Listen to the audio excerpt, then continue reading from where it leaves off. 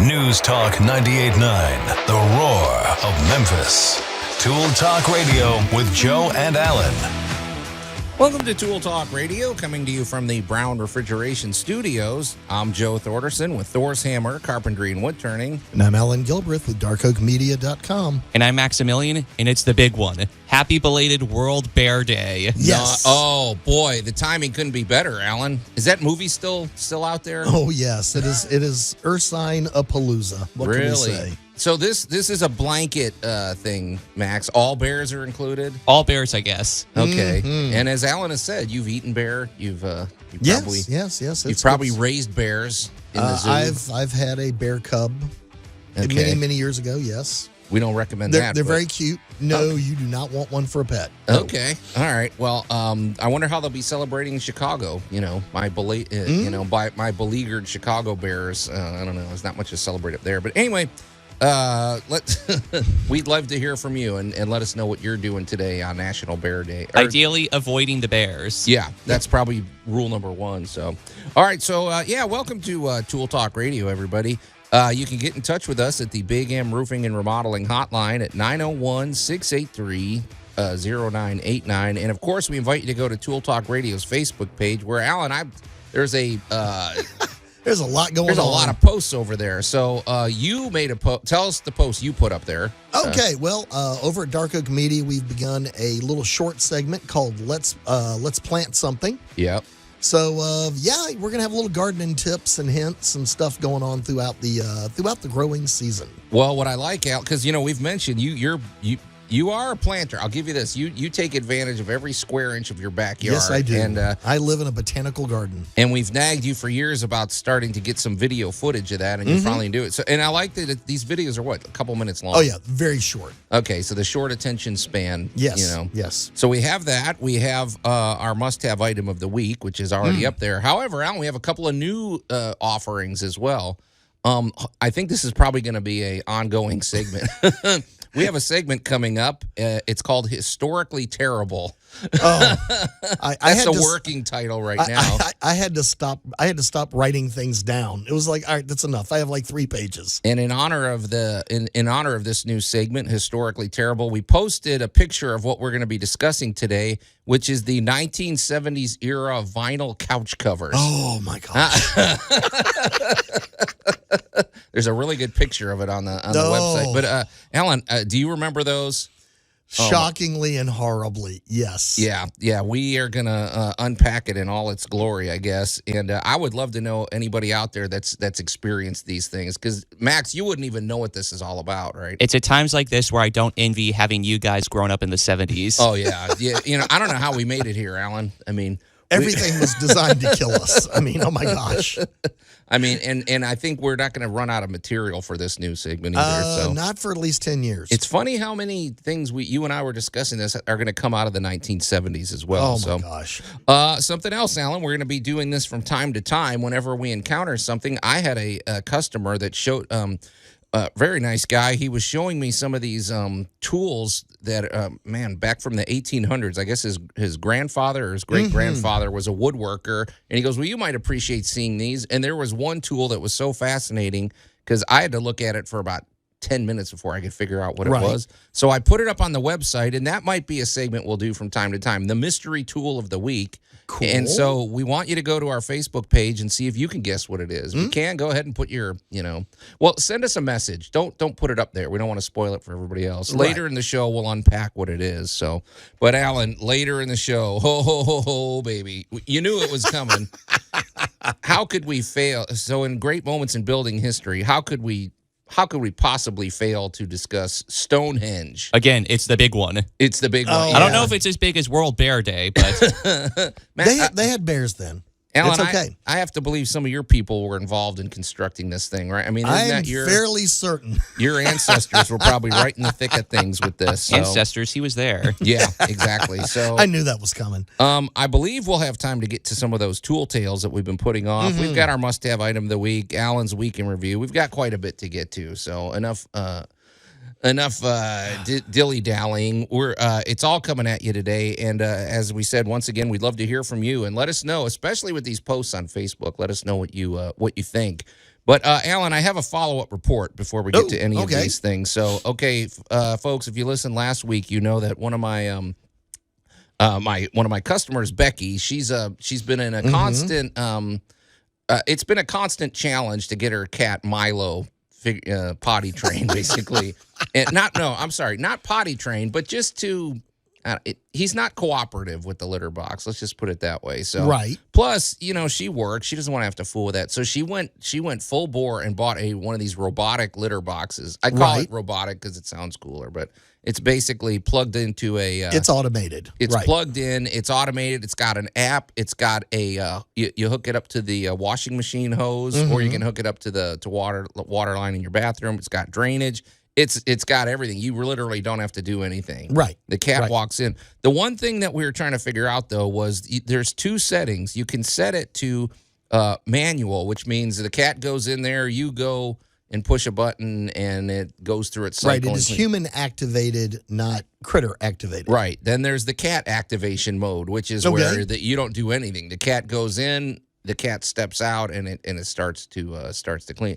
Okay. Well, she just went full. You and I were discussing this last week. I guess she ignored our advice. You and I both agreed that to initially get Milo acclimated to this, we should probably go to manual mode, right? Just that was my knee-jerk reaction. Yes. You don't want the thing to just there's two options. The cat could start playing with it, and there's only so many cycles you get out of this thing before you got to recharge it. So it's like or the cat may be terrified and run out or whatever. So but she just went ahead and put it on cat activation mode. Well, a week into this thing, I got a follow-up report from her, and she said that Milo's been using it, but when he is done, he flies out of that thing like like a bat out of where. He's every time.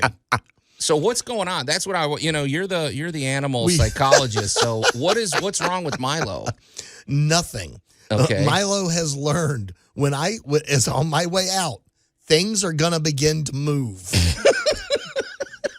But Alan, that's the thing. It doesn't start till about 5 minutes after. So that's what I can't figure. He is in anticipation. He is sitting there knowing that the literal floor beneath his feet is going to upheave. So apparently, during one of the cat activations, he went back and watched. Probably. And is now going, no, I am out of here. I'm going to be in the dining room. The manual cat litter box makes me think of the most horrible marriage between, the practicality of a self-cleaning litter box with the utter horror for a cat of a vacuum cleaner in terms of its sounds and doodads. You're not far off, because I know some animals hate the vacuum, right? So yeah. Your cat hates the vacuum. Yeah, that's true. But I don't know. I just think it's funny. She said that it's not just once in a while. He comes flying out of there, tears through the house, and gets away as far as he can. So, but why? He's using it because he can. That's why. It's a cat. That's all the motivation it has to have. It's a cat. Could it be that he feels so light and refreshed or something? Or no, he's traumatized. I would say probably the terror of having the litter literally move beneath his feet. Because as we become a more automated society, Alan, I'm very interested to see how this is going to affect the animals in our life. Because let's face it, this is only the beginning. And if you look at this technology, it is not going to be that far off before cats and dogs and the animals in your house, they have their own bathroom. You don't even have to let them out anymore. Well, actually, this is not something new. This dates back thousands of years in the how do you cohabitate with an animal. Mm-hmm. And sadly, somewhere around the 50s, we kind of got this, TV view of how the house is supposed to look. Right. And we're finally, all these years later, breaking that mold. It's taken us almost 70 years. Yeah. And now, people are building rooms in their home because they're going to have an aquarium. Oh, yeah. So the floor, they don't have a delicate hardwood floor in there. They've got good tile and a drain. I have installed numerous dog doors, either in walls or indoors, and the life-changing event of the dog letting itself out, letting itself in, massive. Okay, but see, here's the difference. I think we even discussed this on Geek Tank. Boy, it's funny how much mileage we've gotten out of this cat toilet discussion. But the difference to me, Alan, is this is a big thing. Okay, man. a dog door, you still go out. There's still things to be picked up. Right, but it's outside. But I'm talking a future where this stuff just goes away. It gets flushed. It goes away that's a big difference than having something in your yard that you got to pick up. So. There are even semi-self-cleaning aquariums now. Don't vacuum up the fish. But if you look at the truly big aquariums, I'm not talking just a little 20, 30-gallon thing. Right. But there are people now installing 500-gallon tanks, 1,000-gallon tanks. You're not going to take that out in the backyard and scrub it out. Right. Of the wildest one I ever got to install was a chinchilla-safe display box in the house. But chinchillas love to roll in the dust. Well, you don't want a dusty chinchilla bouncing around in the house. So they had actually had us build a plexiglass, I guess we're going to call it a viewing area, so that the little critters could come and go. They had a little for lack of a better word, we'll call it a chinchilla door that led out onto the patio. And the little guys could go outside and roll around and do all their stuff, come back in and be all cute. But because it was inside the plexiglass container, they didn't get the house all messed up. You know what it reminds me of, Alan? It reminds me of that movie, The Martian, when they, they got to go in, they come from Mars, then they got to go, they're out on the surface, then they go to the decompression area, then they go in the habitation area. So yes. Okay. So, here's the thing, Alan, I've been late to the game. I didn't take advantage of investing in, like Apple or some of these companies before they became big, or Amazon. So I want to get in on the ground floor on, pet bathroom companies or something like that. Yeah, you're not going to lose. Animal toilet technology. Let's just sum it up. Pet ownership is all about cutes and companionship and all that. Yeah, but it is also about poop management. Yeah, the same thing with human babies. Yeah. All right, enough. It's breakfast time. Let's move it along. But I just wanted to give you that report. I'd love to know anybody out there that can understand why Milo is freaked out every time he goes in there. Because he can be. He's a cat. Okay. All right. Well, let's shift. We're mixing it up a little bit today, Alan. Let's shift gears, Max. So. Oh, the humanity. How is this any less appropriate for breakfast? Yeah, I don't know. Well, Alan, for those of you new to Tool Talk Radio, Alan he always has a wide-ranging duties every week, you could say. Duties. We never know what you're going to be up to because of the nature of your work, and so we've developed Alan's Week in Review to get a full report. So, Alan, what did you do this week, my friend? Well, all right, let's just go back to one of my favorite comments. Okay. Read the specs. How many times have you told your employees that, Alan? I mean... Well, and this is those, once again, I have both a home version and commercial version of the exact same problem. Talk to me. Here we go. Of window unit air conditioners and PTACs. Yeah. All right. When I say PTACs are, if I say PTAC, that is actually a personal air conditioning system you would most recognize from your stay in a hotel or motel. Although they're becoming a lot more... they are becoming much more popular with people's homes now. Yeah. Apartment complexes and stuff, because they really are just an amazing piece of equipment. Right. That with, I'm going to say, very minimum of care can last years and years and years. And to be horribly honest, they're not that expensive. Right. But they do a great job. Yeah, for the right, I've got a customer that they have one in their garage because they like to be out there. Yeah. It's almost like a workshop and everything. And so it makes a lot of sense to have something in there. So, but how did reading the instructions and I know, play? And this also involves a home visit as well this week. Yeah. In which somebody installed these units, and I am positive they were utterly and completely thrilled with themselves, because I'm going to use a contractor phrase here. Yeah. Because they were installed perfectly on bubble. Okay, what does that This mean? comes into play a lot too, Alan. Yeah, Okay. perfectly on bubble. What does that mean? Well, when you get a level, it's got the little bubbles. Mm-hmm. And you can get all different kinds of levels these days. You can get multi-directional, side levels, hanging levels, plumb levels. You get all kinds.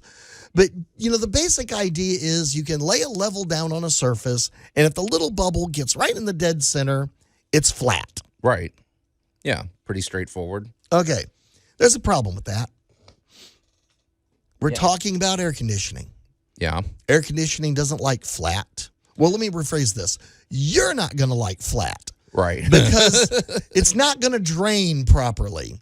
And this past week here in the Mid-South, we had one day that actually creeped into the mid-70s to upper 70s. And a few people actually turned on their PTAC unit or their window unit. And much to their horror, as we have discussed this many times with Mr. Brown, of the sheer volume of water that an air conditioning unit pulls out of the air.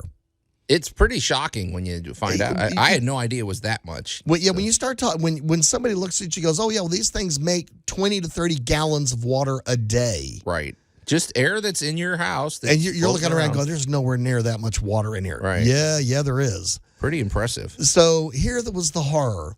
The drain was set up. However, they put the unit in dead bubble flat. So the bottom tray filled completely up with water and began to drip to the inside. Oh, yeah. Yeah. The bane of your existence. Oh, my gosh. And it's kind of because like... you work, people might not understand. You work with, there might be hundreds of these things in one of your facilities. Some of the buildings I work in, one building has 165 of them. If you have a hotel, if you have a medical facility, you're going to deal with these all over the place. And so I can see why these are sort of the, you're dealing with this stuff all the time. Oh, yeah. And thus comes back into play my favorite, I'm going to have to bring it in for my tool of the week next week, is going to be the plastic toilet shim. Because... I feel like we saluted that recently. We're going to have... Well, that was holding my car together for a little while. Oh, that's right. Yeah. So what we had to do is go back in underneath these bad boys and shim them up a little bit, get them to at least an eighth bubble. So the bubble's not exactly in the middle, so that the unit's leaning back a little bit, so the water goes outside. Right. Okay. And the other one I'm going to say about read the specs of... A lady had a GFI installed in her home and a piece of equipment installed for it. She's going to be doing some home business stuff. What's a GFI? Just your ground fault interface.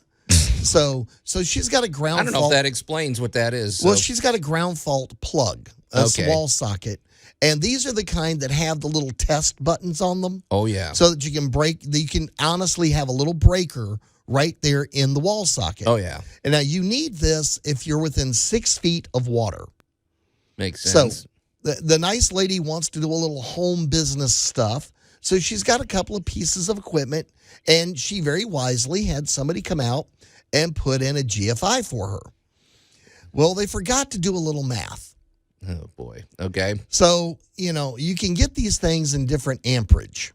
So you can get a 10 amp, a 15 amp, a 20 amp. And that's telling you basically the workload that's going to go through this. You can't plug in 50 things into this. You cannot plug 50 things into this. Exactly. The old sitcom version of the 400 plugs sitting on the counter, please don't ever do that. The Clark Griswold approach. Yeah, please don't do that. But you need to add up the amperage used by your equipment to know if you need to upgrade something. I mean, that's a pretty good tip you should throw. Because, it's generally on the... if you have a microwave, if you have a clock, it'll say, okay, this is how many volts or how many amps I'm going to use 7 amps. Well, everything's 110 for us, right? Yeah, so how many you got 7 amps? Yeah. Well, sadly, the piece of equipment she bought was a 15 amp piece of equipment. Yeah. And they put a 15 amp plug in.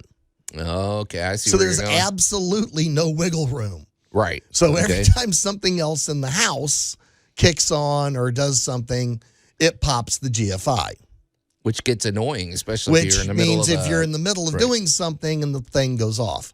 So we had to go back and put the appropriate wall socket on there, put a 20 amp, and life was better. But that also has to correspond back to the breaker box. Right. So don't put 20 amp stuff on a 15 amp breaker.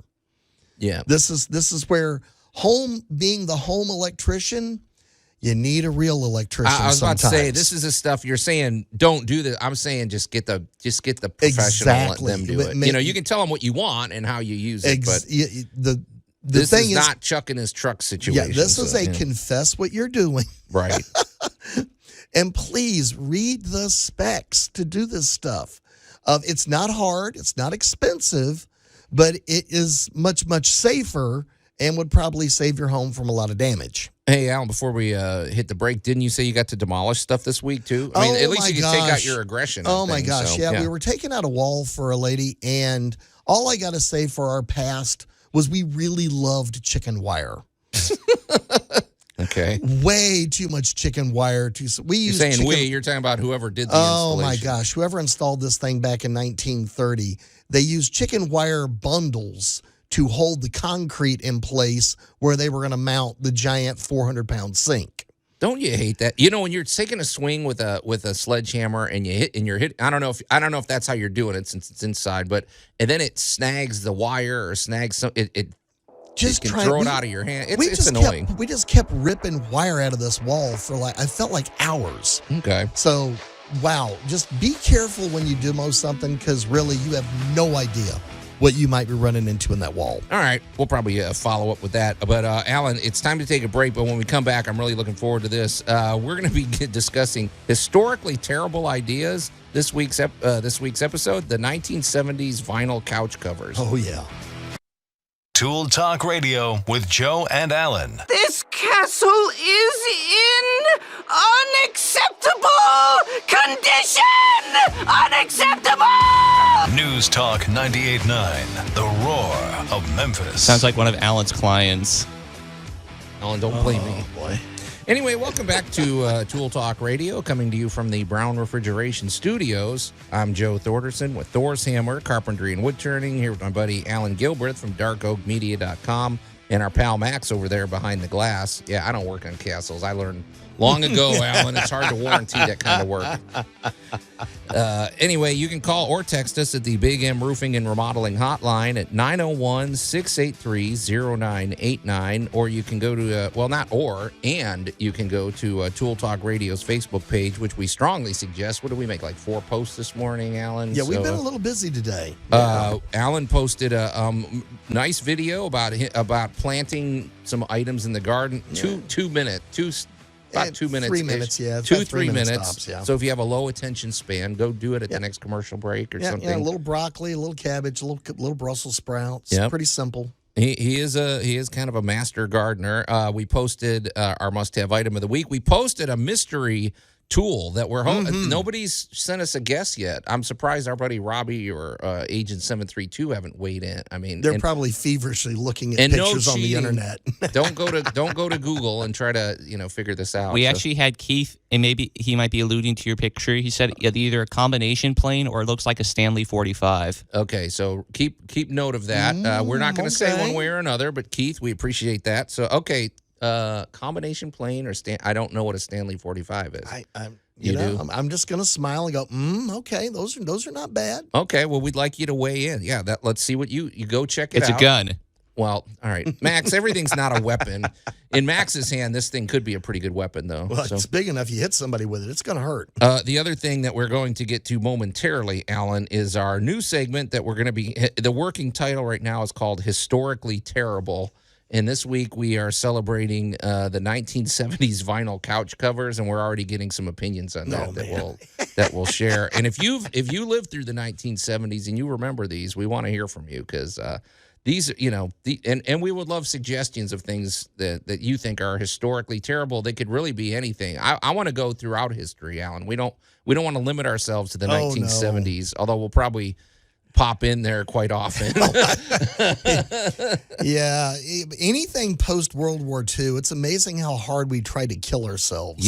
Yeah, exactly. So, Allan, before the break, we were talking about some demo work, and I just thought this was worthy of at least a quick little follow up. You were talking about this week taking out some concrete, and they had lined it with chicken wire. Yes. Which is a little different, and I mean, because the rebar, or there's different ways to reinforce concrete. That one was fairly. Is this the common. poor man's way of doing it? Or, I've actually I run into a lot of that working around Vicksburg. Okay. And up, and what they would do is they would just kind of roll up just a lot of chicken wire, and it was lightweight.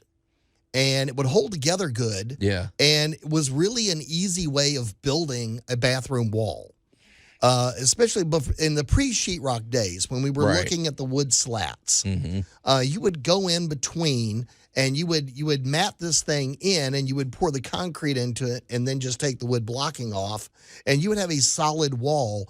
And because of the structure of the chicken wire, it would hold it really well. And the problem is it's now 80, 90 years later, and we have better options. Right. Well, and, of course, I usually run into this when they really want to preserve the actual fixture. Because the sink is just amazing. It's, it's 100-year-old porcelain. Right. And we want to go back in and we want to reinforce. We want to reinforce the 2x4s on either side. We want to put an attachment wall behind it. We really want to put together a good, safe way to display, honestly, a 100-pound sink. Right. And the concrete after a while does begin to crumble. Oh yeah, I mean it's especially and around it water. Begins to get a little weak, a little weaker, and a little weaker because 100 years ago we didn't have Wonderboard. No. But this was their version of it. Well, I think the thing for me was you've experienced this, and I just wanted to make a note. If you're in a situation where maybe you're a new homeowner and you're doing some demo work or something, take extra caution when you're using when you're getting rid of concrete that has either chicken wire or it has the metal. I don't know what you call that stuff they used in the 50s because my house is full of that stuff, but. It's the real sharp, very small opening. But, man, that stuff will snag in. You'll be swinging. It'll hit the hammer in a weird angle. Metal goes flying. It's just a lot of stuff that you don't think about. And definitely wear some heavy-duty gloves. I don't mean go to the glove section. Go over to the welding section at the big box store and get the heavy-duty welder's gloves that go up your arms. Because that stuff will shred you. Yeah, don't just get in there and go nuts. And just please be if you're having to deal with this yourself, you're not getting a professional to do it. Do not get in a hurry. Do not get frustrated. Take your time. And I'm also going to throw in get a good. I don't mean the dollar one. I mean the $5. Very, very small tooth metal blade for your Sawzall, so that you can trim down anything that got left behind.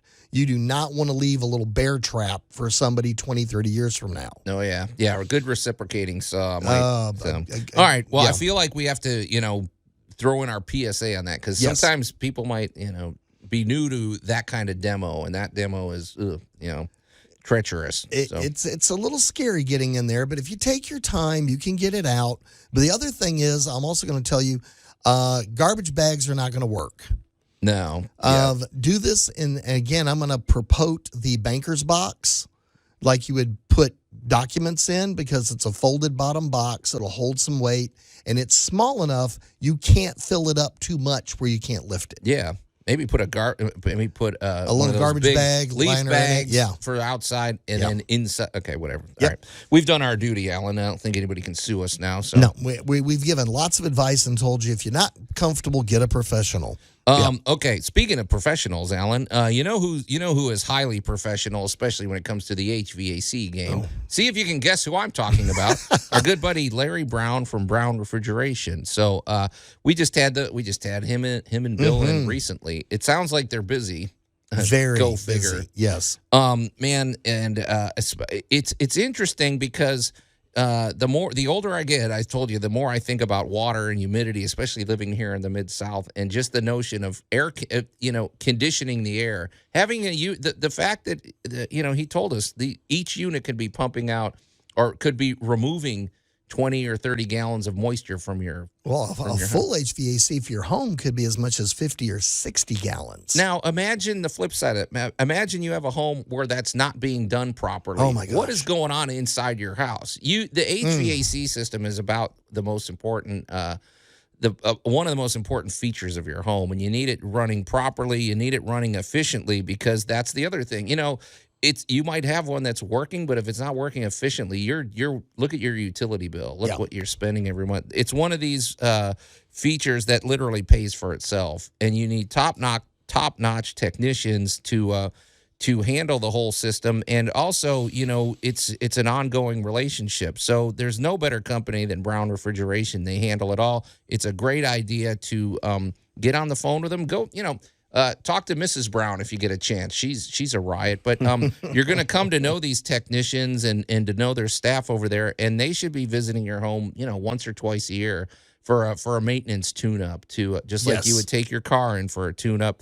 And then the beauty of that is it's very affordable. There's almost no expense to that, but they can help you anticipate if there's any problems that might be coming up. And if you do need a replacement, I mean, they deal with trained systems, and the way technology's advanced with the HVAC technology is pretty amazing. I mean, these things are so much more efficient than they were even 30 years ago or something. Mm-hmm. So, and of course, you're going to want to get involved with the Remy Halo system. I think that's sort of a must. The Remy Halo system uses the UV power of the sun to clean the air in your home. It releases cleaning particulates that clean every surface that it lands on. It's just great people, top-notch service, and we just love those guys. We call them, they're on speed dial for us. We refer them all the time. Get in touch with Brown Refrigeration. You can call them directly at 901-362-1881, or go to their very easy to remember website, brownref.com. All right, Allan, this is something a little new that I think this is going to be a lot of fun to unpack, but we're the working title, because we don't know, we may come up with something a little more creative, but historically terrible. And so, folks, what we're looking for, and we'd love your suggestions. We this is listener interaction here, but there's a lot of things that have come and gone in. I would call this home improvement, the topic we're going to discuss today. That are just, man, they just didn't work. They were bad. There were a lot of things about them that were unpleasant. And so why not start with one that you and I probably remember from our childhood, the 1970s vinyl couch covers. Oh, yeah. Oh, my gosh. Do you remember? So, folks, if you can't imagine what this looks like, just picture basically a plastic bag for your couch. I mean, so I guess back in the day, go ahead, Max, because, Max, you've never even seen these, probably. The only thing I have experience with the vinyl covers, I thought I associated with old people are like, oh, they don't want to get stains on their couch. So now, knowing that it's more of a 70s reference, it's like, oh, I grew up with that, so I'm going to keep using it. Well, that's the thing. Okay. We don't want to, label people, but it was every age, Max. Okay, so the 1970s, I guess today we have different sprays and different microfibers and things that help resist stains. I've seen these commercials where they spill red wine on a white couch and then they just wipe it right off, Allan. I'm not sure if I totally buy all that, but back in the day, there wasn't such fabric solutions or something. And so the idea was, well, I've just bought this brand new couch and I've got 5 kids and I don't want it to get ruined. So I'm going to put basically clear plastic over the entire thing. Do you? Well, and I've got a whole checklist of things that are terrible about this, but go ahead. Well, I mean, you got to go back to early, actually turn of the century stuff, because you get to a product called vinyl bromide. Okay. And it was a colorless liquid, and it would, if you manipulated it a little bit, it became kind of this mass. but nobody really had a phrase for it. Today, we would say it looks like plastic. Okay. Well, back then, they didn't really have a word for it. So he kept working with it. A guy named Bauman played with this stuff, and he kind of came up with vinyl chloride. And vinyl chloride is the home of plastic. And back about 1920, Fabricoid became how to make seat covers and convertible tops for cars. Fabricoid is the new name for my band, too. Fabricoid was the name of this stuff. And that lasted around until about the 40s. And it was better than cotton. You know, it was a more durable. How is it better than cotton? Well, I mean, it would resist water, and it was, but it came apart, of course. Okay. But that kind of started the chase. We're looking for something that repels water. Okay, see here, Allan, so it's funny, too. We got a post on Facebook. Michael says, how much skin did you leave behind on these things? Oh, yeah, we remember. You're sitting on one of these vinyl couch covers in July or something. Yeah, you'll remember that. So no, worse, you jumped in a car in the mid-'60s with shorts on. Right. You would hop right back out because you would catch on fire. Well, here's the thing. I can understand these in a limited capacity. And in fact, I think today we have vinyl couch covers, or we have vinyl coverings that are a little more aesthetically pleasing, and they're softer and they breathe. And so if you've got a newborn or something, and you've got their little baby chair sitting on top of the couch or something, I could see having like a mat or something like that. But these were left on there all the time. These were completely covering the entire couch. What, Max? My thing about these sorts of things, like even going back to even cell phone cases, is maybe they're less a reflection of like the idea of what they like. Oh, they can like keep things from being clean, but I think they're also a reflection of our stupidity. The fact that we make like vinyl things to protect us from our messes that we make, is that saying that we are messy people, or like and can't restrain ourselves? Well, I mean, accidents happen. I mean, but here's the thing, Max. I sort of understand where you're coming from with that, but this is what I think. Okay, this is to me, for one thing, there's practical considerations. First of all, they're ugly. I mean, you've got this beautiful couch, and then you cover the thing with a clear Okay, so aesthetically, it sort of defeats the whole point of this couch that you bought. You know, why cover it up? They're uncomfortable to sit on. Who wants to sit on? Well, and then in the winter, it's the opposite thing. It's really cold sitting on that stuff. Okay, but you got to think. We've had the world a certain way, and we finally wind up in World War II. Right. Well, everybody from the U.S. got shipped overseas, got to see all kinds of new wonderful things. They come back, and it is now an explosion of technology. Mm-hmm. And DuPont is in the middle of a lot of this. Big, giant chemical company. You might have heard of them. Yeah. They're still out there. And suddenly they come up with these new products. And now Granny's couch, instead of you having to clean it every week to prevent wear and tear, now we can just put this slip cover over it, and now it is protected. Yeah. And so there is a big rush in the 50s to anything new. Yeah. So this was new. That's true. This does fit under the category of new. This was new. This was shiny, and this was different. And this meant your couch would last longer than your mother's couch. Okay. And we're also moving to the suburbs during this time. So here it comes.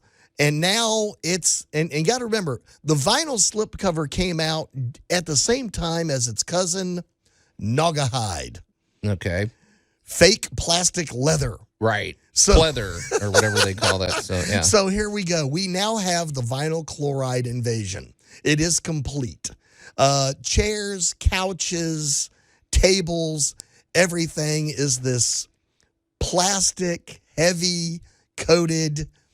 But you know what? The dog could sit on the couch, and now you didn't have dog hair all over the couch. Yeah, but the static held it on there and you try, anyway. God. But the thing is, the one thing that I recall being a kid was okay, this thing also traps moisture and mildew. And I do recall going into homes where they had these, and I feel like there was a sense of like a musty smell. And that thing is holding all of the it's not letting the cotton breathe. There was it's not nothing letting breathing anything. at all And under there. so Right. I don't know what's being bred underneath that underneath that plastic, but I just think it does send an uninviting message. It's like you have people come over and you've got the thing covered with plastic. Right. What are you saying about your guests? It's like, okay, well, you're not worthy of sitting on my couch. Plus, you don't get to enjoy the softness of the material. It's like kind of pretty much defeats the whole purpose of what a couch is. Right. Well, but keep in mind, there's another mentality at this point in time that came along with this. Okay. Is that you had the fancy go-to-meeting room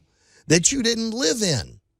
Yeah. Remember? I mean, you kept the one kids, nobody used, that nobody was allowed Nobody was allowed in there. You couldn't sit at that table. You couldn't sit on that furniture. Mm-hmm. This is when the houses were built in such a way that they were compartmentalized. Right. You had the den, D-E-N, and that's where you kept the kids and the dogs and the stuff, because you didn't let guests in there. You took them to the living room. Right, yeah. And the living room is where the family was banned from being. And this is where you had the giant slip covers. But when Grandma and Grandpa were coming to visit, you yanked all the slip covers off, you let them sit on it, and as soon as they left, you put them all back on. Right. Angel weighed in. She said, don't forget the plastic runner over the carpet. I remember those too, that was a death trap waiting to happen. I think the approach today is a little better. It's like there are things that you can cover, but I've seen vinyl covers that actually look really nice, and they're partial, and it's a different material. So now this sounds kind of tacky, but I'm a texter named Chris. He said, when I was growing up, I had an Hispanic friend, and his mother had a plastic Virgin Mary over the couch. Oh yeah, well I've got that. Yeah, we've got that. Oh yeah, there's been more than one Elvis, and they started adding images to them in the early 70s. Yeah, so you could get all kinds of prints and colors, and it was still like trying to lay down on sheets of plastic wrapping. I wonder if that's the pattern that we had on, because I've got my Mother Mary statues at home too, Max. But I don't know. But on your couch, I don't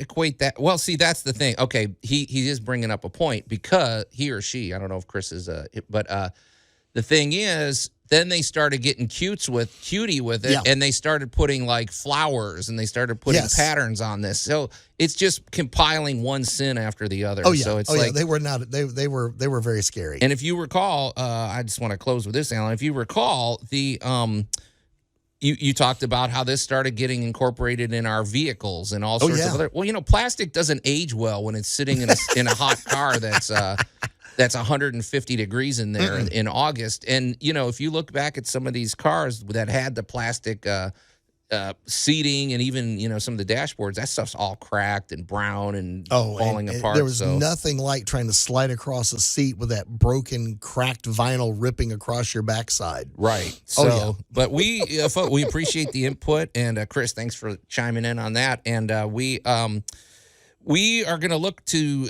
I think each week maybe we'll have to drop in and find something, but historically terrible. We would love your ideas. If you've got something that you think, and we want any era. This could be from 5,000 years ago, something that just was even just now. Awful. Right. Yeah. Even because there's modern day. There's some pretty good modern terrible stuff out there too. Let's switch over to something positive though, Max. Let's hit this. Allan, because we've got a pretty big second hour coming up. So let's get to our must-have item of the week. This has already been posted on our Facebook page, but tell people what I am holding up here. One of my favorites, the staple gun. How'd you get this past security? Yeah, we always bring these things into the studio and everything, but I'm going to say, too, this is one of these, we always have our saying, it only takes a little more to go first class. There are different grades of staple guns. It's worth the extra $8 or $10 you're going to spend to get a good one. This one, Allan, has a comfort handle. It's got the soft plastic handle. It's got this little clip for your belt. Right. It does have an easy release to reload the staples and everything. And we call it a staple gun, but I mean, this is heavy duty. This is going into wood. In fact, you wouldn't use this for smaller applications because you'll just punch a hole right there.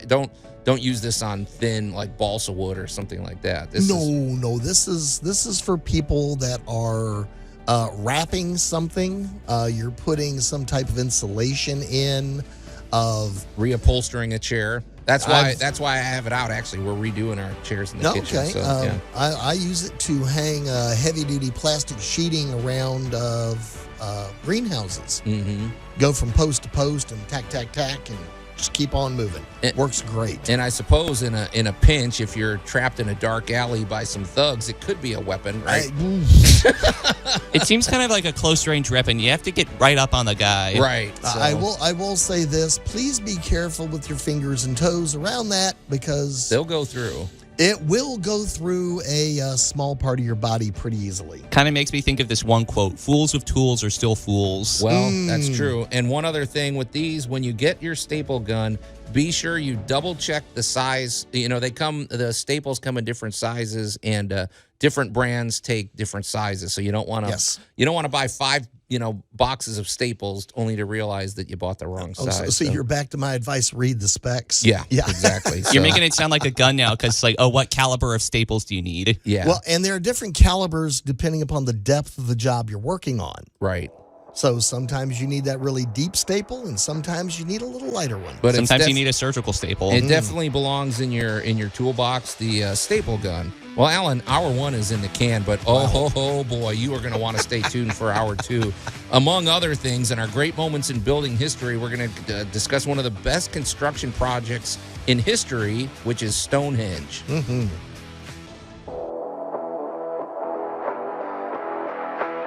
News Talk 98.9, the roar of Memphis. Tool Talk Radio with Joe and Allan.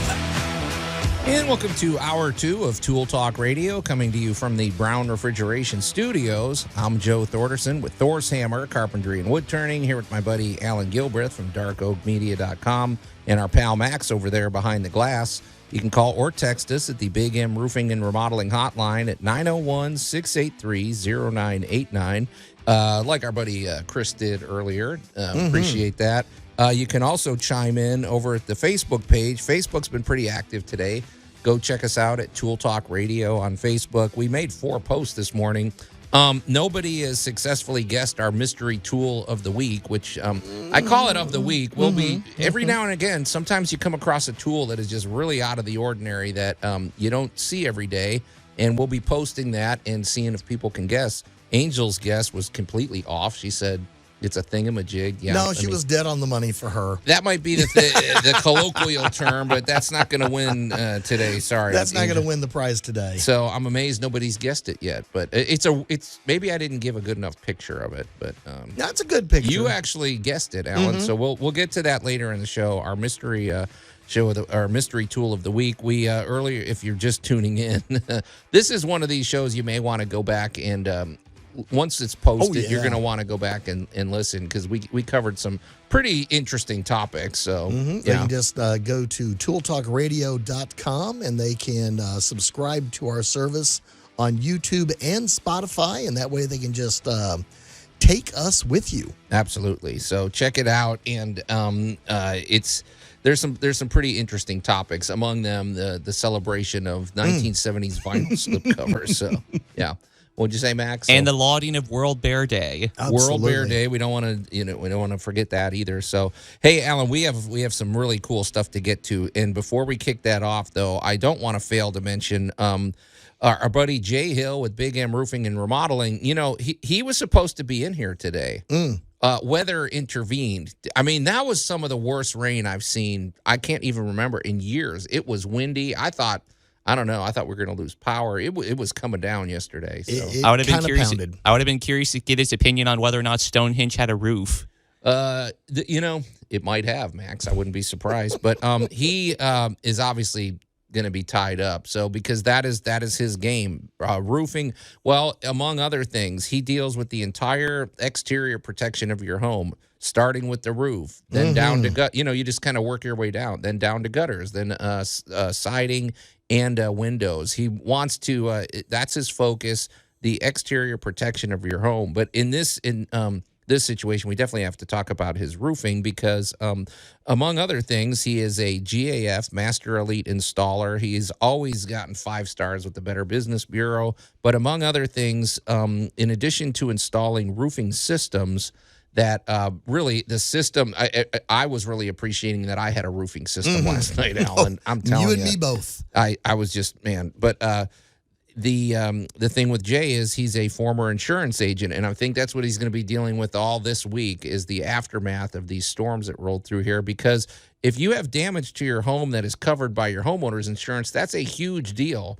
And that's something you need to know, and that process is not always easy to figure out or to navigate. So you need an advocate, and you need somebody with with that expertise. Jay's a former insurance agent, so he's got that unique skill set. So he can come to your house and do a consultation, a free consultation, and let you know if you've got a path forward with that. And if so, that is a huge weight off your shoulders. That's a big thing. Plus, he can identify what kind of damage you've got, whether it's a full roof replacement or just repairs. And also, Jay has 30 lenders that he works with. So if you need to finance, it's amazing to me how fast they can do this. You can get qualified within like 2 minutes or something.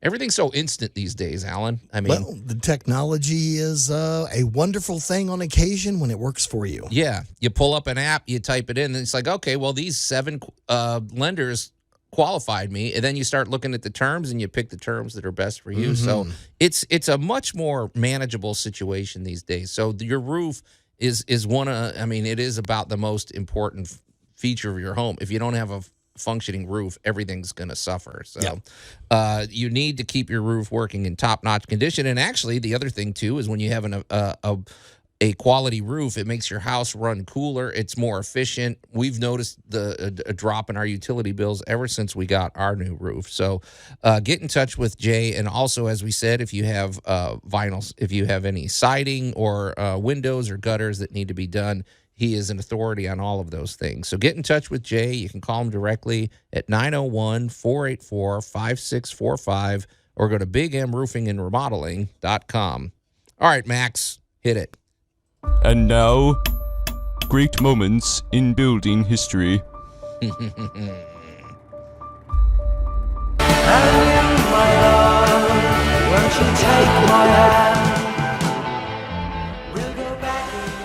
Very good, Max. I wonder how many people know that little riff there. So that's you faded it out a little early, but anyway, a lot of people our age do, Joe. Spinal Tap. So one of the, it's funny. Spinal Tap was a spoof band. That movie was a mockumentary, but there was some really good music that came out of that. So Someone said Spinal Tap. They spoofed a metal band so well they ended up becoming heavy metal legends in their own right. They did. Oh, I was not to sidetrack, but I was watching this documentary about Nigel. Not because they stay in character when they go somewhere. Right. Nigel Tufnell was invited to this, like you could almost call it a heavy metal guitarist summit. Like they had everybody there, right? All the big names.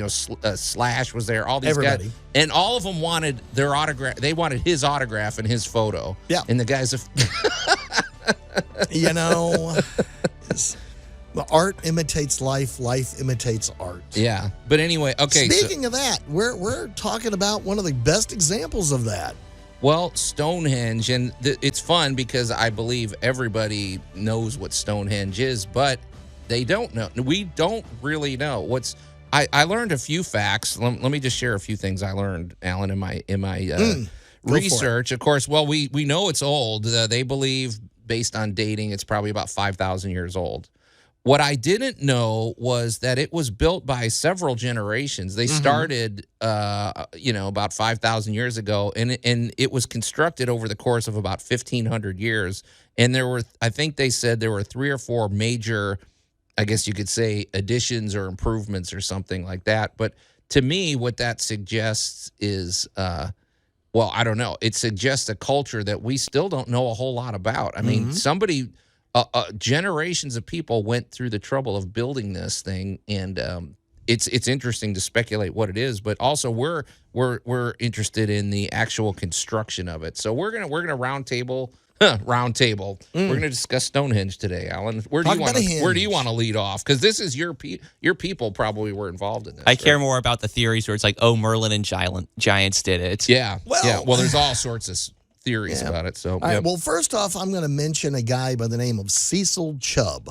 Of course. You always pick names nobody's heard of, but okay. Well, it's a great name, though. Cecil's very important to this because he and the family were looking to buy some dining room chairs in 1915. Yeah. And he went to a Salisbury auction and purchased what we know today as Stonehenge for 6,600 pounds.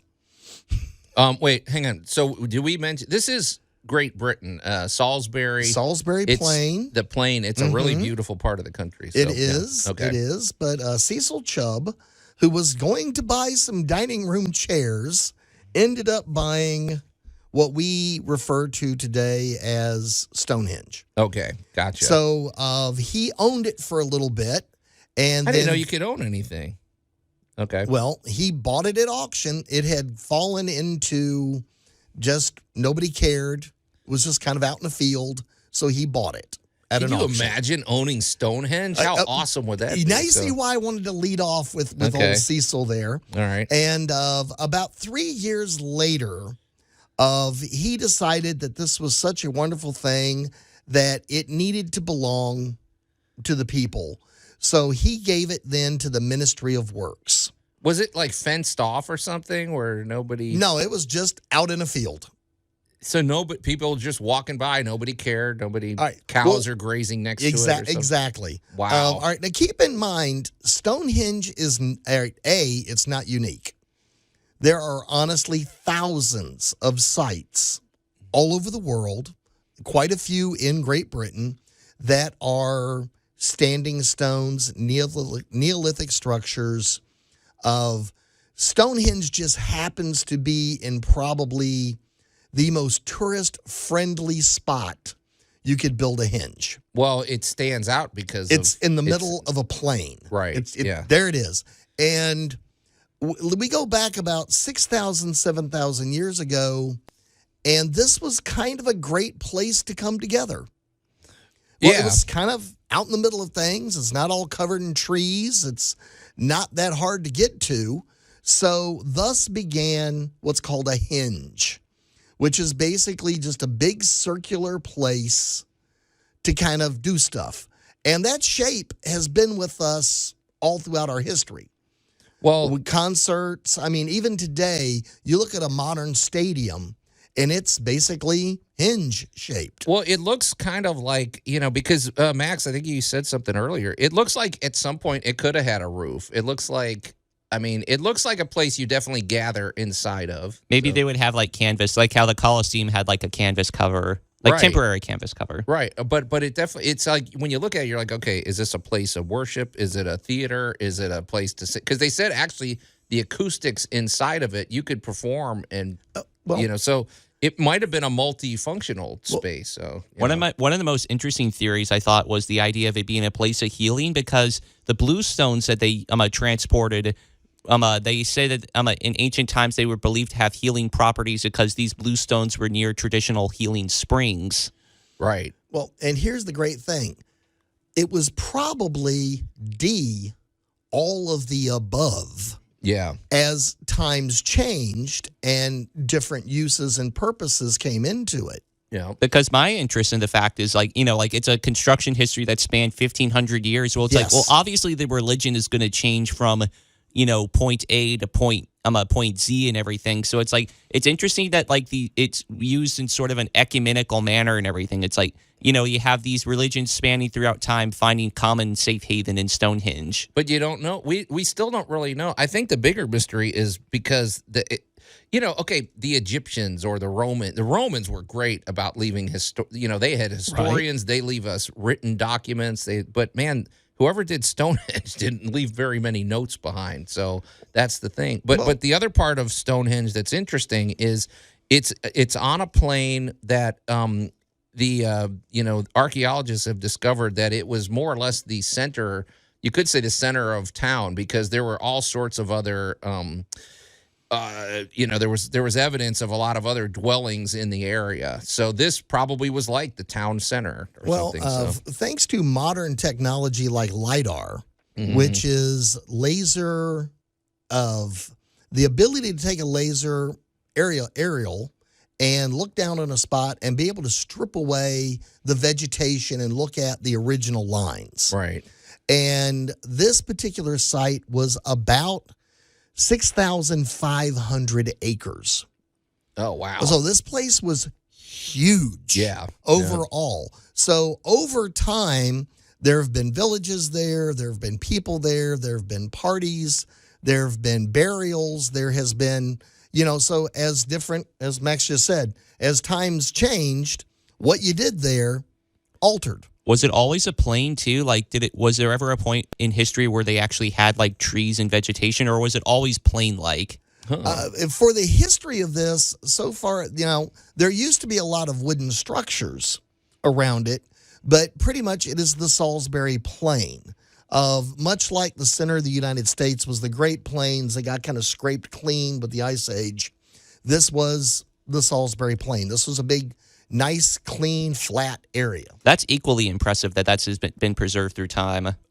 What we should mention too, because this is Tool Talk, you guys. So this is okay. We're getting ready to start talking about rocks now.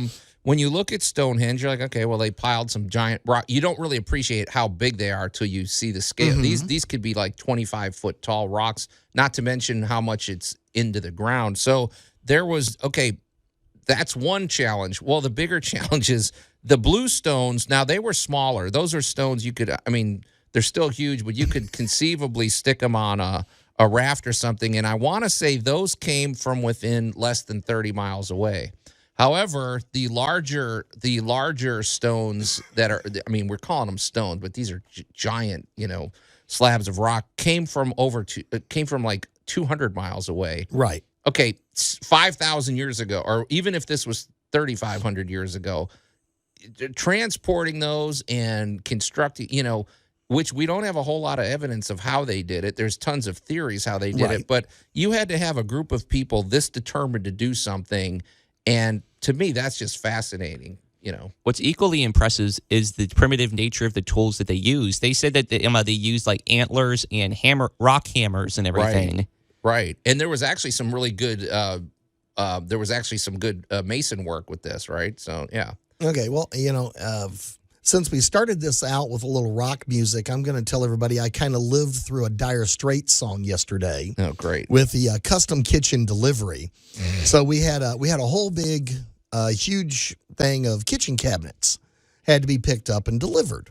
Okay. And, of course, we're very limited on the number of people to do the lifting and toting. So I ended up expressing the laws of leverage.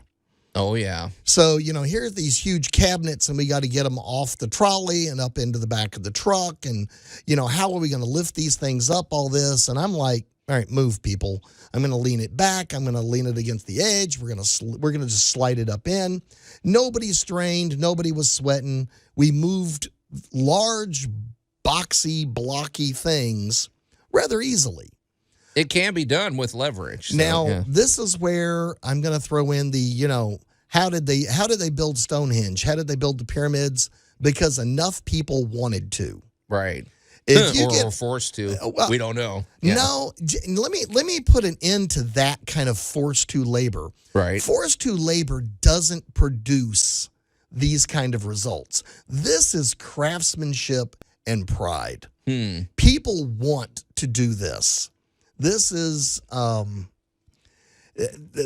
where you're not going to get Chuck in a truck to go build your hinge.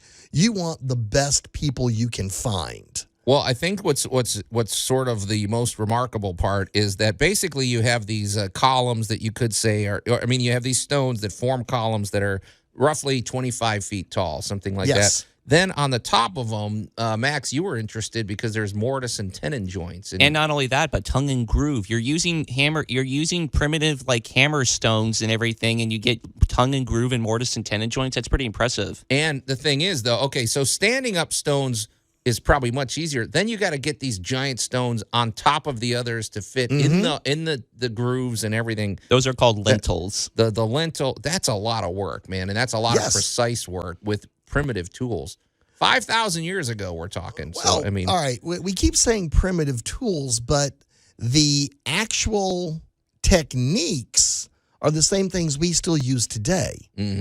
Because of, all right, we're gonna split a giant piece of marble because we want to make tabletops. yeah. So now, admittedly, today we've got diamond tip saws and stuff like that. But the basic idea of drill a few holes and keep driving wedges into those holes until the rock splits is, we still do that today. Yeah. So I'm going to say the tools may have been less powered, but I am definitely going to say the techniques were highly advanced. Yeah. So it's the how that's changed, but it's the what that remains the same. Yeah. It's more the tool we use may change, but the knowledge of, there's the old running joke of, the old guy retires but charges him $20,000 to keep the boiler from blowing up because he knows where to knock on the boiler to make it behave. That's what we're talking about here. You're looking at, and you can't say a primitive time or primitive people because at the time they were the peak of technology and society. So these guys were, they were smart, they were determined, and a lot of the masonry skills, and you and I have worked on a couple of big projects together, Joe, that involved master masons. Well, I was going to say, the thing about it, you did bring up a good point, Alan, because the thing about it is, okay, you might have tools that are fairly primitive, but this is probably a people that were very in touch with nature. They could look at a tree, they could look at a rock, and if you can look at a giant stone and determine, okay, this little fault is the weak spot here. This is where I'm going to put the wedge. This is, so what's just as important as having the right tools is having an understanding of how that rock is going to behave and where it's structurally, vulnerable and other parts where it's structurally strong. So, I mean, there's a lot that goes into, mason work or people that work with granite or things like that beyond just the tools they have. And it's an understanding of the material. Just like with woodworking, I mean, you can look at a piece of wood and sort of determine how hard is this thing going to be to turn into a table or something. Or if you are a fan of home improvement, tell it by smell. Yeah, well, exactly. I mean, they all have these things all have an organic quality to them, Max. So what I find interesting too is just like I said, how many 15-year-old building projects do we have in the world? I mean, I know the Tower of Pisa took a long time to build because of war and things like that, but I mean, this takes it to a new level, 1,500 years. So. And not only that, but the fact that it's still standing, whereas the things that we build today might not even stand that long. Right. All right, I'm going to take exception to that because it's not still standing. That's a good point. It's been repaired numerous times. So the rocks have fallen over in the past and have been stood back up. There have been numerous renovations to this. So it's not exactly like it's been for the last 5,000 years. Well, Alan, I'd like to see your stuff if it's going to be around 5,000 years. Just point out that. Yeah.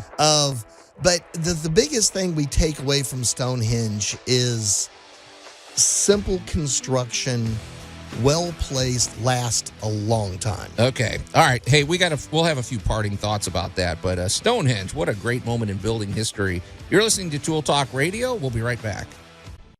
Tool Talk Radio with Joe and Allan. I thought I told you. I do the cutting around here. News Talk 98.9, the roar of Memphis.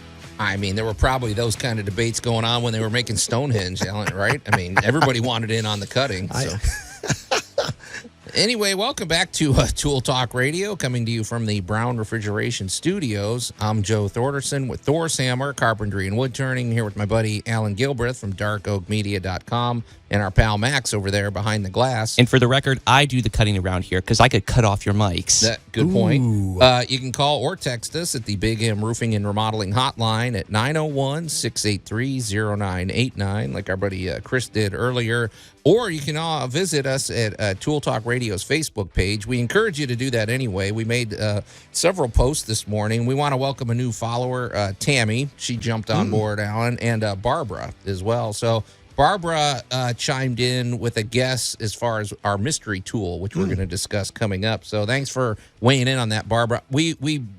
Alan and I have been consulting. We think the name of the tool that you said may not be correct, but we think you're basically on the right path. Yeah, so, they're closing in on it pretty good. We suggest you have just a few minutes to get over there and give us your guess as to what you think the mystery tool is. So go to Tool Talk Radio on Facebook. So, hey, Alan, before the break, we were discussing Stonehenge as one of our, as a great moment in building history, which I think there's no arguing with that. I mean, how many structures have you built that are going to be around in 5,000 years, Alan? None. Mr.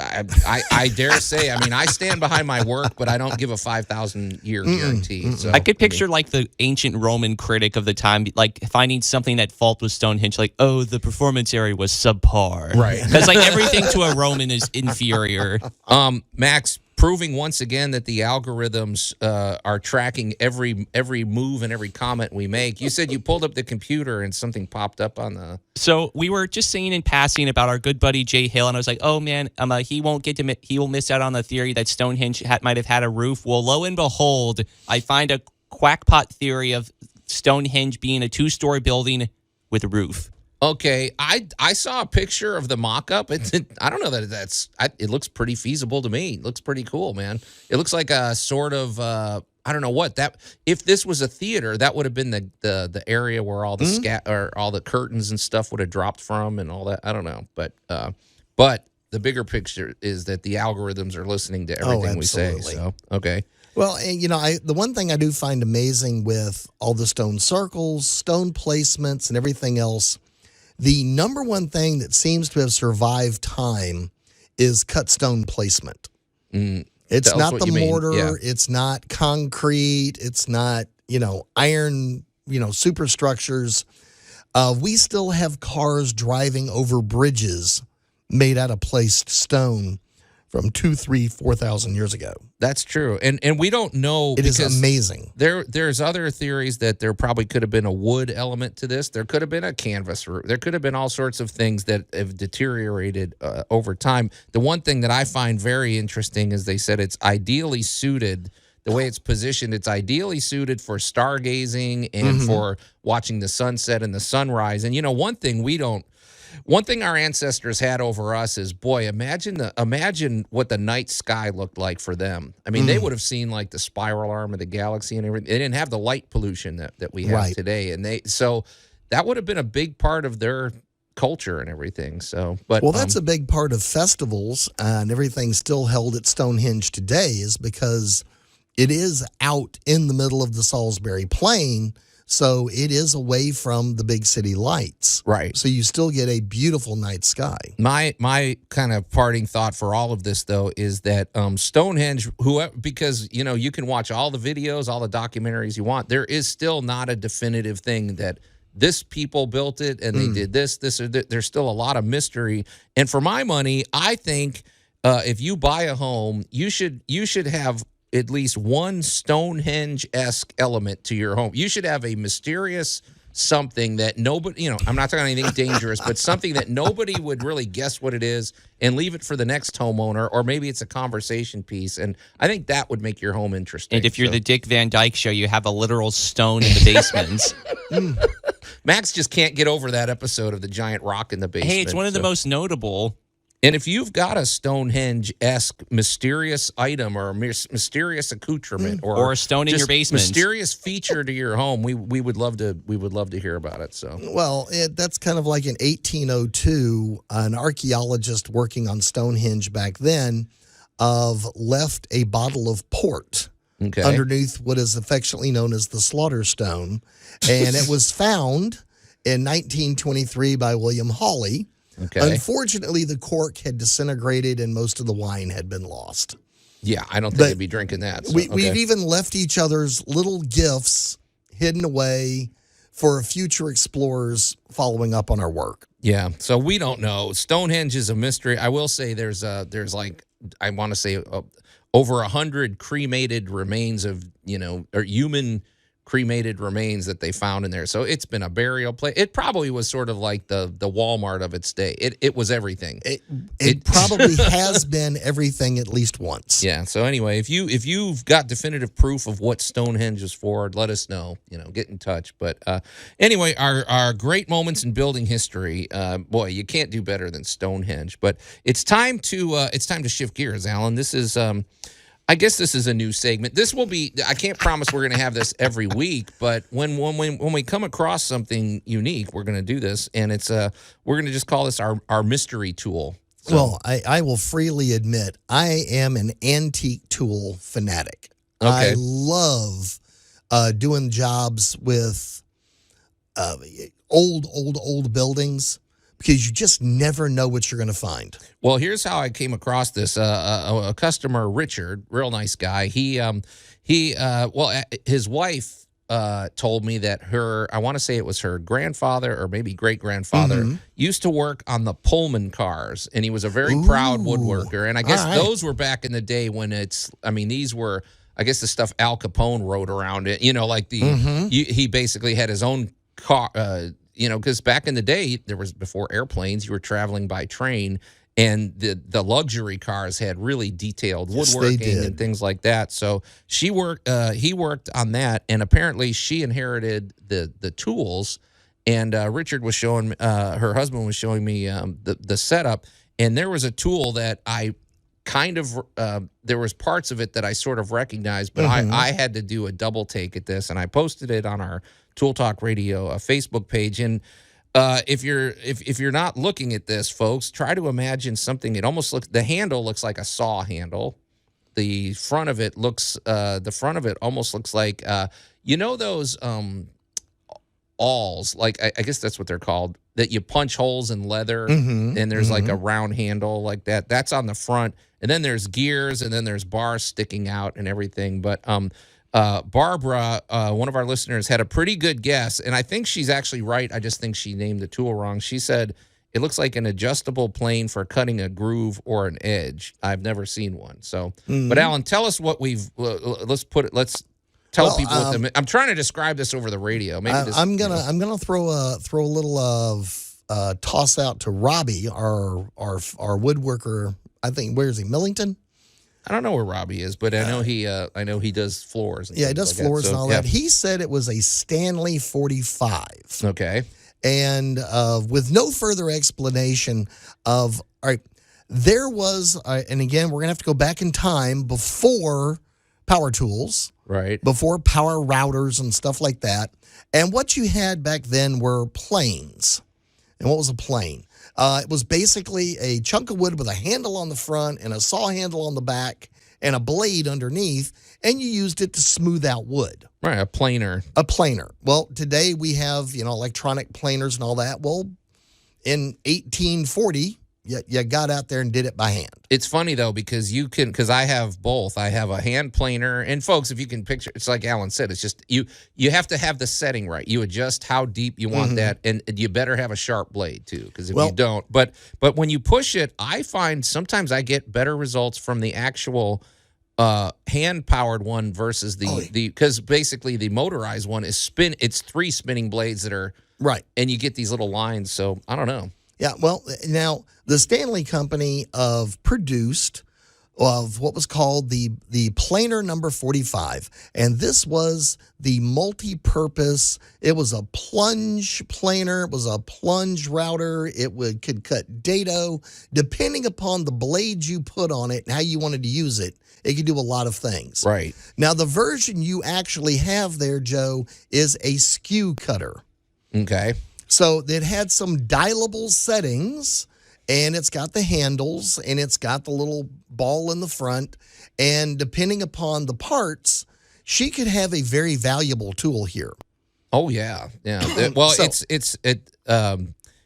it definitely requires precision. You don't just get it. This is for precise woodworking, but it's still manual. There's nothing because this is from the 1800s. Yeah, this is all doing it by hand. So depending upon its condition and the actual version of it, she has a wonderful, wonderful tool. Now you said it was called a plunge planer. Yeah, it can be a plunge planer. In other words, it can cut a groove. Right. In other words, think about an inlay. So we have a tabletop, and what we want to do is we've got a nice pecan tabletop, but we'd like to do a marble inlay or a pecan inlay or something like that. We want to fancy it up. Right. So you would take this and you could actually cut a groove into the wood without cutting through it or planing over it. So today we would use like a plunge router or other devices. This was how you did it by hand, and it took a great deal of skill. Yeah. But this is how. And when you go back and look at some of these fantastic pieces of antique furniture, remember they didn't have power tools; they were using devices like this. Yeah, it's very interesting to see, and it's just the you get a workout doing this stuff, but imagine the satisfaction. But it's I don't know, man. It is impressive when you see this because this is, like you said, today we have a power tool that does this in 5 minutes. The same operation with this tool would have probably taken hours, but but when you got done, it looked so good. Yeah. So, good guess, Barbara. I'm going to call you a winner on this. And did Robbie? Do you think he won? Oh yeah. He was pretty much dead on the money. Okay, I don't know what you win. Maybe you win the bragging satisfaction rights. of bragging rights. You win this. Yeah, there we go. So, all right, so that's going to be every now and again when we come across a mystery tool, or if you have a mystery tool that you want to challenge the listeners to figure out, send that to us. You can go to send it to Tool Talk Radio's Facebook page. You can send it. You can send pictures to the Tool Talk Radio. Or I'm sorry, the Big M Roofing and Remodeling Hotline any day of the week, 901-683-0989. So, hey, Allan, I want to just remind people that you've posted some stuff from that's going to be on darkoakmedia.com, right? You've got that on the Facebook page, right? Oh, we do. We'll be adding all kinds of new stuff going on over at Dark Oak Media right now. Of course, Cooking in a Tiny Kitchen has been a big hit. And we've got a little game show called Let Me Ask You This, which gets a little bizarre. This week. Yeah. Okay. This week it came from the international market, deals with all different flavors of Easter candy. And our latest one is Let's Plant Something. So you can basically... Well, that's the one you put up today. Yeah, so basically you can watch me putz around in my backyard. Since everybody loves the pictures, we figured, well, I'll show you how I do it.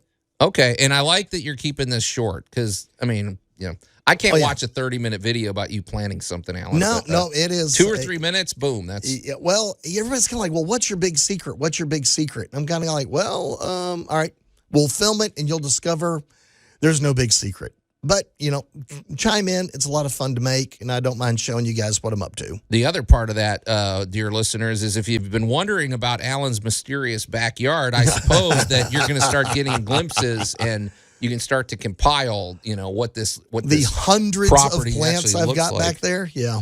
Not to mention the bizarre artwork, the animals that might be living back there. There's quite a menagerie going on, and it's all volunteer. It all just shows up. Yeah. So check it out, darkoakmedia.com. So now I want to remind people that if you've got any, here's the good news, Allan. We remember the dark days back 2 or 3 years ago during COVID and everything. Oh yeah, man, you couldn't get a 2x4 or a fence board to save your life. You'd go to the big box store. Yeah. They were empty. They were sold out. Things were, we had the supply chain. Well, apparently the supply chain's getting caught up, Allan, because, man, I go to the big box store just about every day, and they have got pallets and stacks of lumber, the stuff that I use, my bread and butter. It is a happy thing. And so I'm back at, I'm happy again, once again, being able to just show up there and get what I need. So if you need if you have a project you want done, maybe a deck or a patio cover or a pergola, or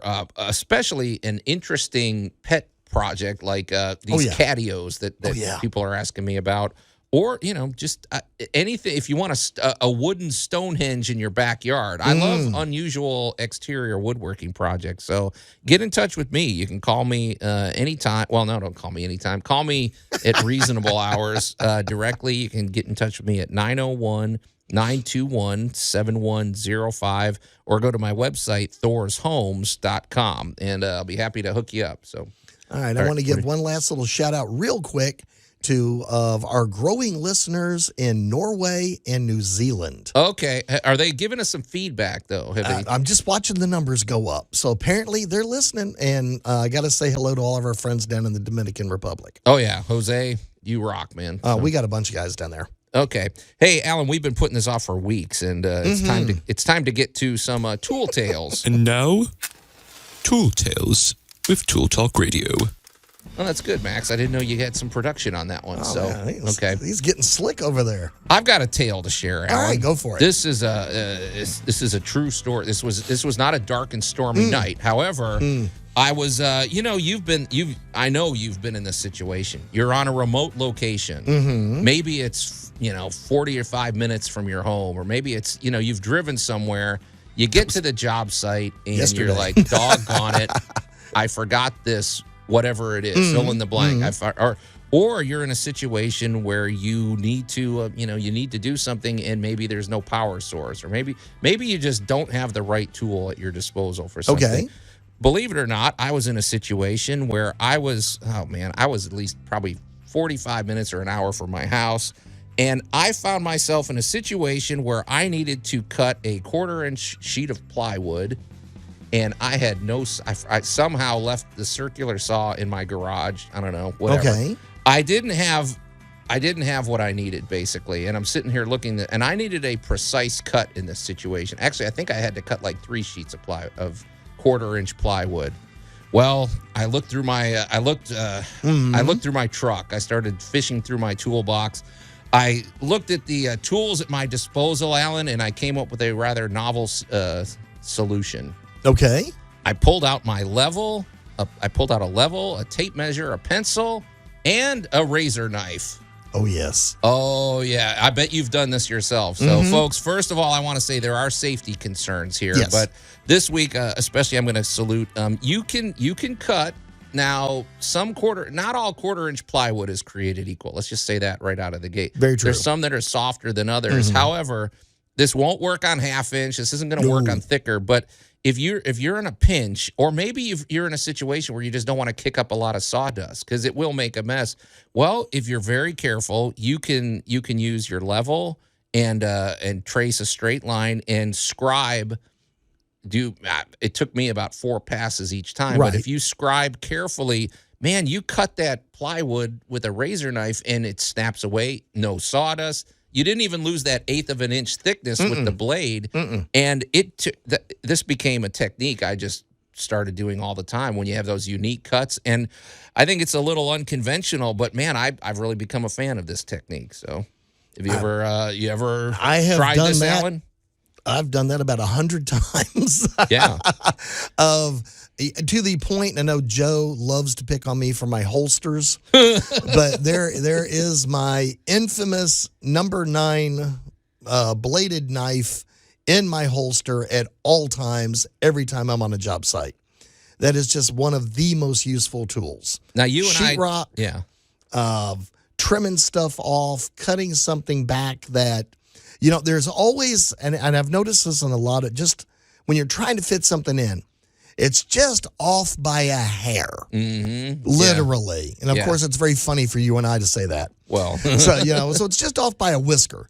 And you can get that razor knife and you can just get that tiny little bit trimmed. And now suddenly everything slides together perfectly. And a really good blade is very important. Now, you and I differ because I'm a big fan of the breakaway blades. Within reason, I know you don't like them, but I like the fact that it starts to get dull, which it will when you're doing this technique. You snap it off, then you've got a new clean. Right. But here's where I want to talk about the safety concern because you're pulling a razor through wood, which wood is not perfect. You've got grooves, you've got knots, you've got things that it could hit.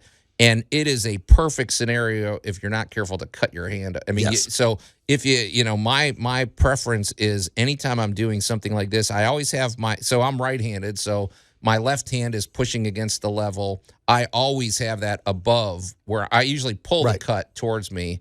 And I just work in about a 1 foot section. I'll pull it towards me. And after about 4 scribes, it'll usually be enough where you can, loosen it. Also, though, if you're going to try this technique, I like to put it on top of like a 2x4 or something. So the seam right where you're cutting, it's kind of resting on a 2x4, so you can sort of gently push the other side that's coming off, and it starts to kind of break the fibers and loosen it a little. You don't want to be in a situation where it's pinching the blade. Right. So, but I think it's great. I've used it to cut out shapes in plywood. I've used it to cut out, openings.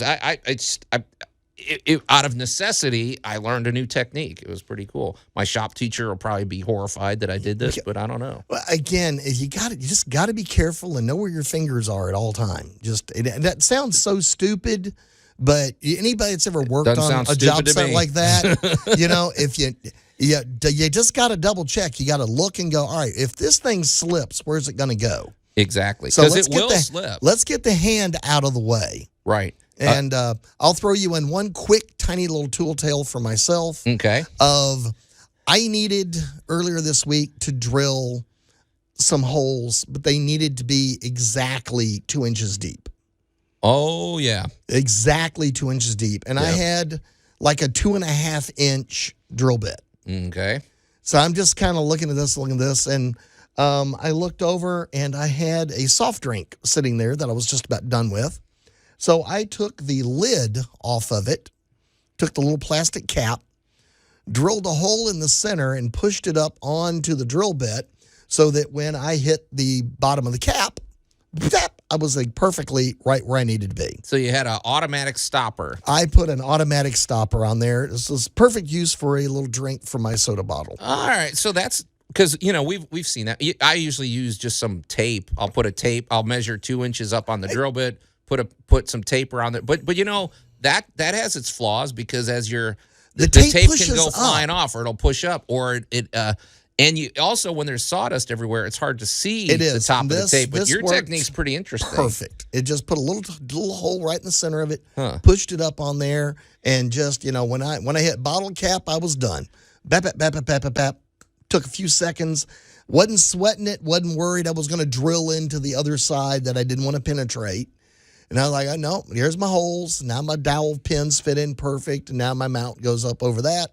I'm good. All right. Now you're making me think of something, Alan, because with that technique, what if you had a drill bit that was, 3 inches long? Well, you could basically put it inside the chuck at whatever depth you needed and have it. So this might be, okay, the bottle cap technique. I might have to steal that one. Well, next week I'll tell you what I did with the how to keep from dropping sheetrock all over your place with a soda bottle. Oh, now there's a tease. Okay, I'll tease you that one next week. All right, that sounds good, man. Wow, Max, no time for your tool tales. That'll have to wait till next week. So, and we don't. I didn't have one anyways. Oh, okay. All right. Well, Alan, what a interesting show today. So this one is definitely one for the record books. Get back there as soon as it's posted. Go check it out on tooltalkradio.com. But Alan, it is time to get out of here. This show flew by, but it's over. Wow, so fast. So until next week, on behalf of my buddy Alan Gilbreth and our pal Max over there behind the glass, I'm Joe Thorderson. Thanks for listening to Tool Talk Radio, and we'll see you next week.